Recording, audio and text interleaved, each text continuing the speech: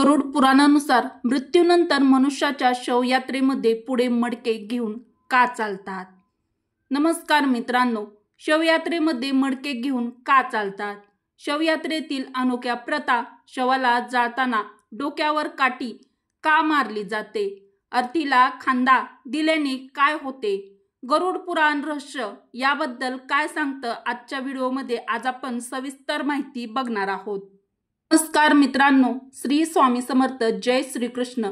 आपल्या हिंदू धर्मात जन्मापासून मृत्यूपर्यंत 16 संस्कार असतात आणि त्यापैकी शेवटचा संस्कार म्हणजे दाह संस्कार, जो व्यक्तीच्या मृत्यूनंतर त्याच्या नातेवाईकाकडून केला जातो. या संस्कारात अनेक खास रीतिरिवाजांचं पालन केलं जातं, जे मान्यतेनुसार आत्म्याला मुक्ती मिळवण्यासाठी अतिशय आवश्यक असतात.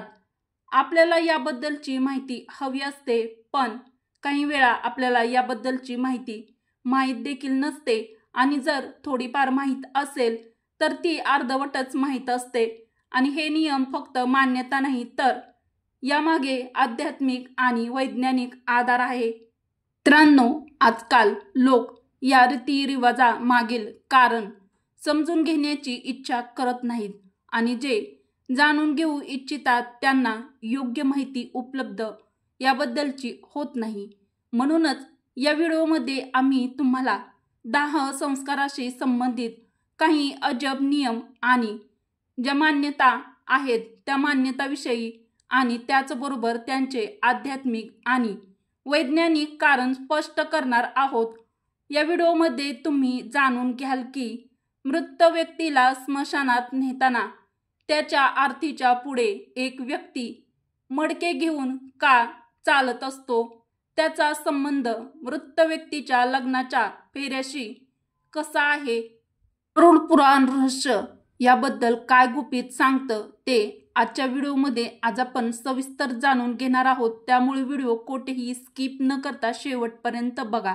त्यानंतर तुम्हाला कळेल की मुखाग्नी देण्यापूर्वी पाण्याने भरलेल्या मडक्याला खाली फोडून का टाकले जाते आणि शवाला जाळताना त्याच्या डोक्यावर काठी का मारली जाते. आणि शेवटी आम्ही तुम्हाला सांगू की शवयात्रेमध्ये मृत व्यक्तीच्या अंगावर मखाणे आणि नाणी का फेकली जातात, यामागचं काय रहस्य आहे आणि शवयात्रा पाहून काय केल्याने तुमचे पाप कर्म कमी होतात. त्यामुळे व्हिडिओ शेवटपर्यंत नक्की बघा, कोठेही स्किप न करता, कारण अर्धे अधुरे ज्ञान हे अपूर्ण असते. मित्रांनो, व्हिडिओ सुरू करण्यापूर्वी तुमच्याकडे एक विनंती आहे की आमच्या मराठी मंगल या चॅनलला तुम्ही आणखीन पण सबस्क्राईब केलं नसेल तर नक्कीच करा. या चॅनलवरती तुम्हाला आध्यात्मिक व गूढ रहस्य याबद्दलची माहिती मिळणारच आहे. आणि कमेंट बॉक्समध्ये जय श्रीकृष्ण लिहून परात्म्याचे आभार देखील नक्की माना. तर मग मित्रांनो, जास्त वेळ तुमचा न घेता व्हिडिओला सुरुवात करूया.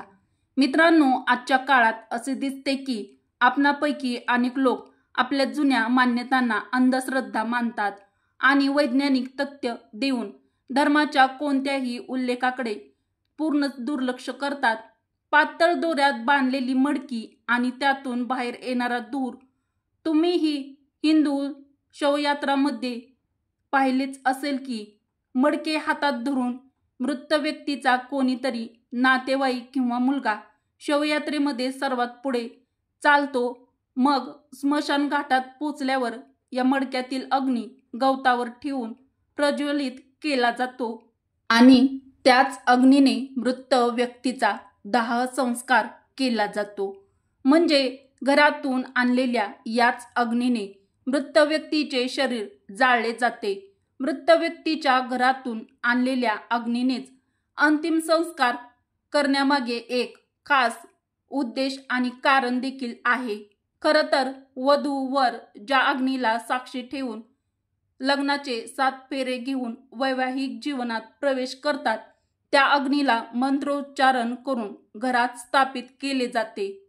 मित्रांनो, अज्ञात व्यक्ती याच अग्नीचा उपयोग होऊन यज्ञ, पूजन इत्यादीमध्ये संपूर्ण जीवनभर करतो. इतकेच काय, तर मृत्यूनंतरही याच अग्नीने मृत व्यक्तीचे दाह संस्कार केला जातो।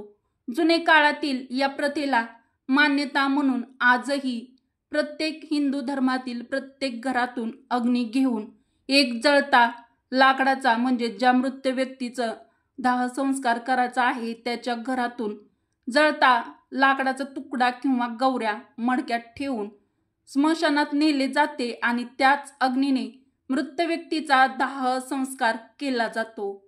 मित्रांनो, आता बोलूया की मुकाग्नी देण्यापूर्वी पाण्याने भरलेल्या मडक्याला फोडून का टाकले जाते, यामागचं काय रहस्य आहे। मित्रांनो, अंतिम संस्काराच्या वेळी शवाला चितेवर ठेवून मृत व्यक्तीचा मुलगा किंवा इतर नातेवाईक पाण्याने भरलेला घडा आपल्या खांद्यावर ठेवून चितेच्या चारही बाजूनी परिक्रमा करतो। या घड्याला एक छिद्र असते ज्यातून पाणी सतत गळत असते। परिक्रमा केल्यानंतर हा घडा जमिनीवर टाकून फोडला जातो। यानंतरच शवाला अग्नी म्हणजेच मुकाग्नी दिली जाते।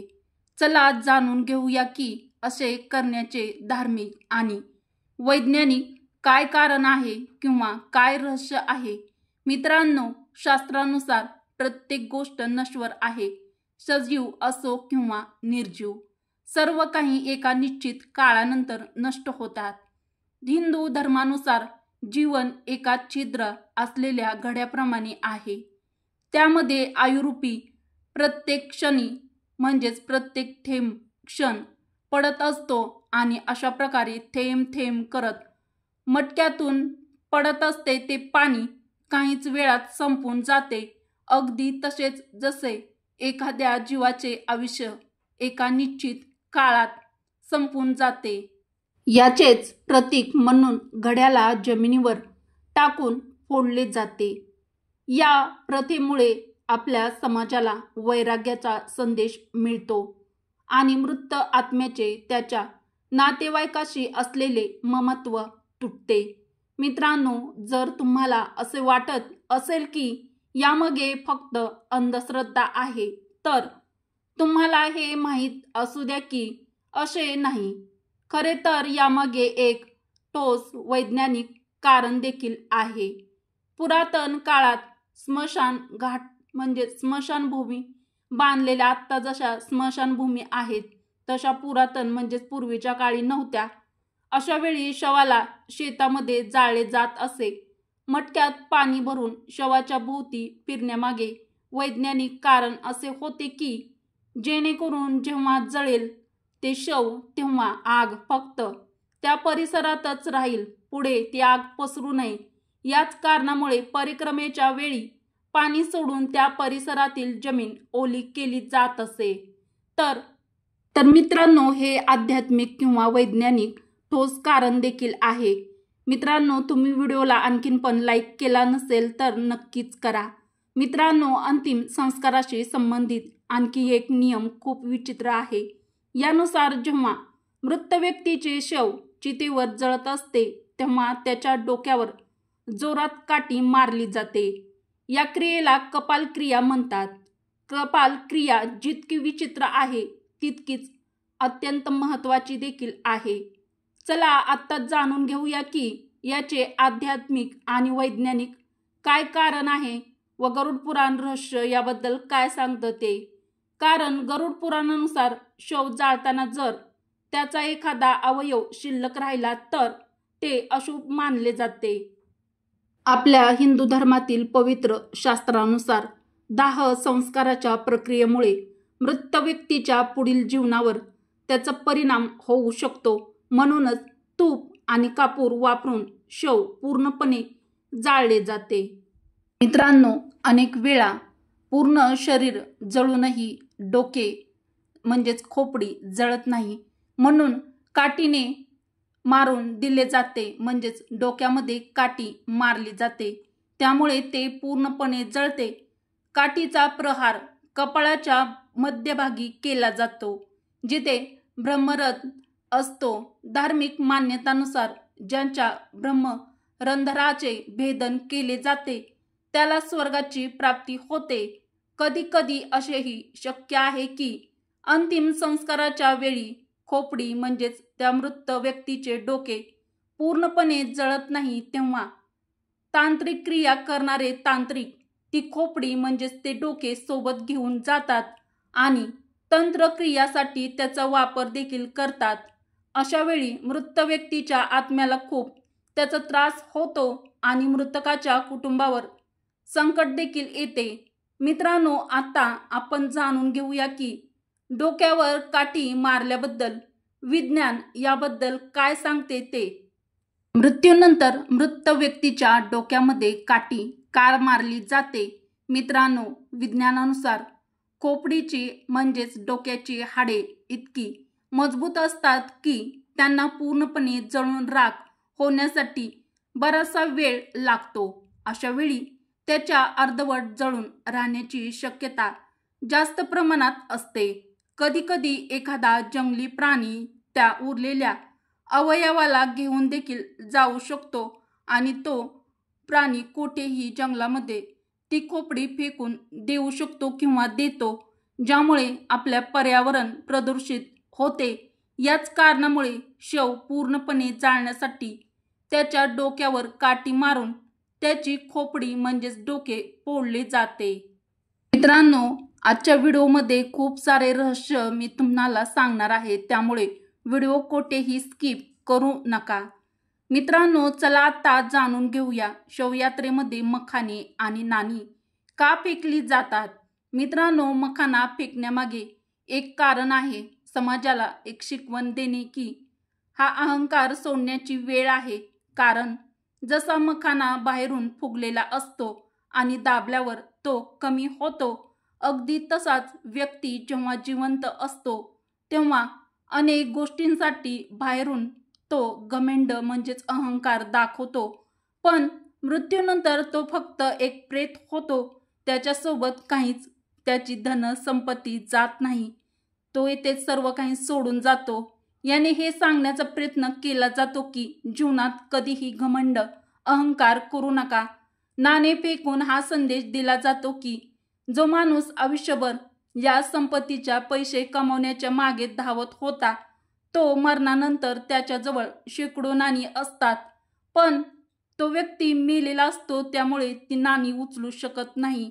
हिंदू शास्त्रानुसार मरणानंतर व्यक्तीची आत्मा परआत्म्यात विलीन होते, म्हणूनच मृत व्यक्तीची यात्रा पाहणे शुभ मानले जाते। शास्त्रानुसार एखाद्याची अंतिम विदाई पाहिल्याने व्यक्तीला पुण्य मिळते। ते आपल्या धर्मशास्त्रामध्ये मानले जाते की शवयात्रा पाहणे सुखद आणि मंगलमय भविष्याचे सूचक आहे। मान्यता अशीही आहे की कामावर जाताना शवयात्रा दिसली तर अपूर्ण कामे पूर्ण होण्याची शक्यता निर्माण होते आणि सुखी जीवनाची सुरुवात होते। जी आत्मा शरीरातून नुकतीच बाहेर पडलेली असते ती आपल्या अर्थी बरोबर चालत असते आणि जी व्यक्ती तिला प्रणाम करते ती त्यालाही आशीर्वाद देत असते, ज्यामुळे त्या व्यक्तीचे पुण्य वाढते। शवयात्रेचे महत्त्व गरुड पुराणात असे सांगितले किंवा लिहिले आहे की जर एखादी व्यक्ती मृत व्यक्तीला खांदा देते तर त्या व्यक्तीला एका यज्ञाच्या बरोबरीचे पुण्य मिळते। मित्रांनो, तुम्हाला समजलेच असेल की आरतीला कांदा म्हणजेच खांदा दिल्याने काय पुण्य मिळते ते। तर मित्रांनो, आजसाठी एवढेच। मित्रांनो, मला आशा आहे की आम्ही सांगितलेली आध्यात्मिक व आपल्या गरुड पुराणानुसार सांगितलेली ही माहिती तुम्हाला नक्कीच आवडली असेल। तेव्हा व्हिडिओला लाईक करा, मित्रपरिवारासोबत हा व्हिडिओ शेअर देखील नक्की करा आणि मराठी मंगल या आपल्या मराठमोळ्या चॅनलला सबस्क्राईब करायला देखील विसरू नका। व्हिडिओ शेवटपर्यंत पाहिल्याबद्दल तुमचे मनापासून धन्यवाद। कमेंट बॉक्समध्ये जय श्रीकृष्ण किंवा श्री स्वामी समर्थ नक्कीच टाईप करा। जय श्रीकृष्ण, श्री स्वामी समर्थ, जय श्रीराम, जय माता महालक्ष्मी। धन्यवाद।